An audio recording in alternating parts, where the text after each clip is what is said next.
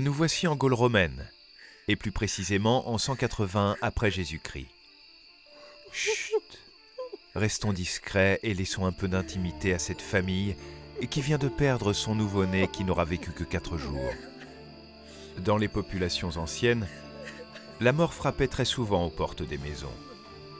En effet, les démographes estiment que 3 à 5 enfants sur 10 mouraient avant d'avoir atteint leur première année. Dans l'Antiquité, il était d'usage d'ensevelir les morts dans des nécropoles, c'est-à-dire dans des espaces funéraires communautaires. Ils pouvaient y être enterrés ou soumis à la crémation. Ces lieux étaient situés à l'extérieur des villes ou à distance de l'habitat dans les campagnes, car la mort était considérée comme une souillure pour les vivants. Au vu de la forte mortalité infantile, les tout-petits devaient y être très nombreux.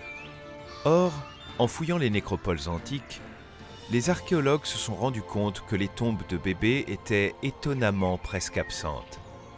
Dans ce cas, où étaient-ils enterrés? En Gaule romaine, nous connaissons quelques ensembles funéraires réservés uniquement aux enfants en bas âge. Ils pouvaient accueillir des dizaines, voire des centaines de tombes.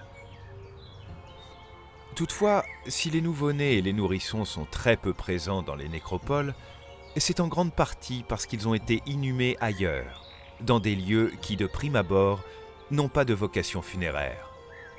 Regardez par exemple cet atelier de potier. Il s'agit principalement d'un lieu d'activité artisanale.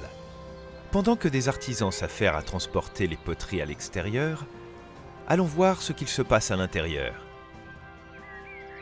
Dans l'atelier, un enfant est inhumé par un parent. Son corps a été placé dans une amphore.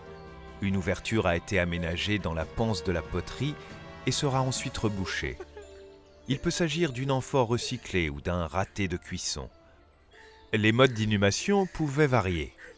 Céramique comme ici, coffrage en tuiles ou en bois, cercueil ou bien corps simplement enseveli dans la terre.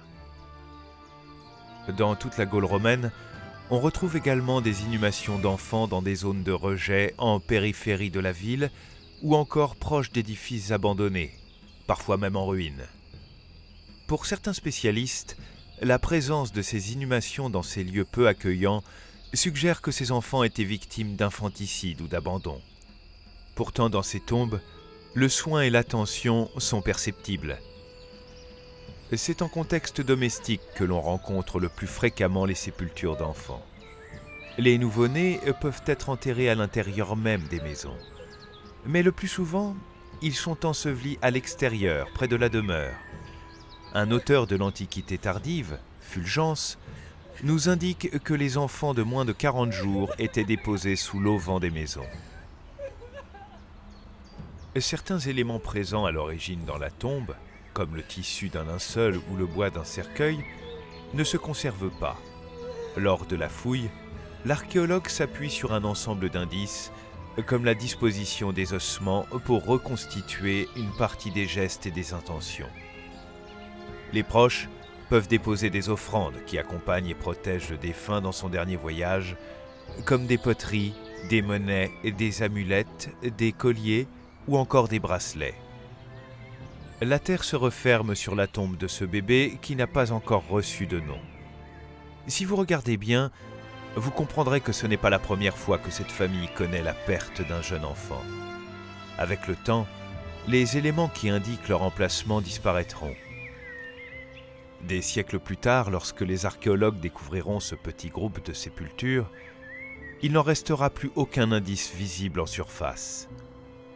Les découvertes archéologiques montrent le soin et l'attention accordés aux plus petits.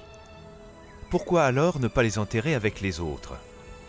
C'est peut-être parce qu'ils n'avaient pas encore acquis d'existence sociale qu'ils ne pouvaient pas intégrer l'espace funéraire des aînés.